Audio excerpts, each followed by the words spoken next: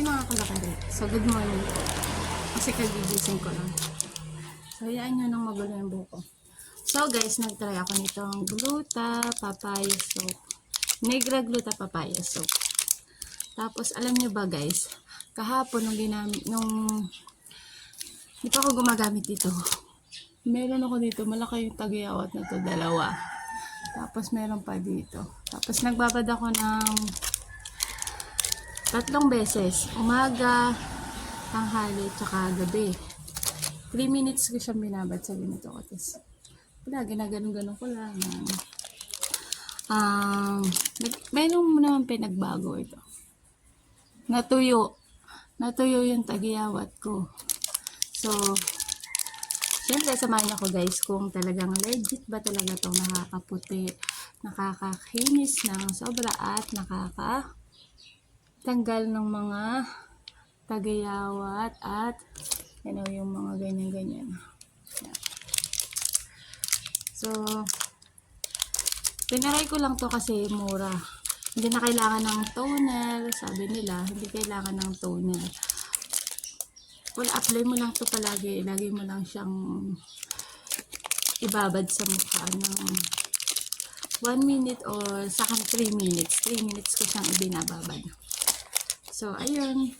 Abangan nyo na lang guys. At, syempre, samahan nyo ako kung talagang legit ba talaga tong Negra Gluta Papaya Soap. So, ayan na mga kalukaret. Ayan, nagbabasa na ng kamay si Lukaret, tsaka ng mukha. Ayan, syempre. Ayan, islisin muna natin yung mukha natin, guys.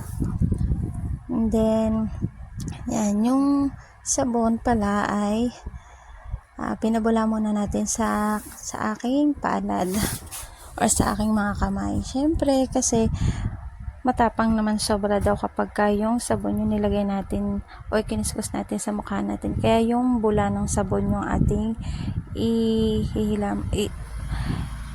ipupunas natin sa face natin. Ay, ano ba yan? Pamali-mali. Hayaan nyo na guys. So, ayun nga po. Ayan, kuskus natin sa mukha yan. Yung bula.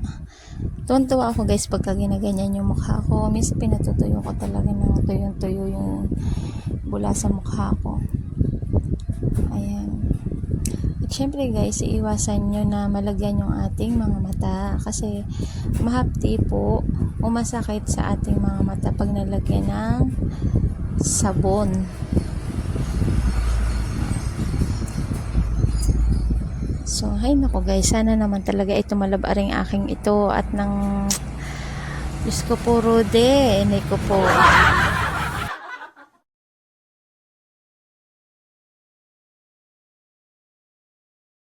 So, ayan po guys, ganyan lang naman ang aking gagawin paulit-ulit. Ayan, gigil na gigil yan, oh.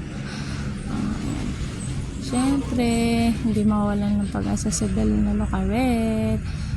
Oh, ayan.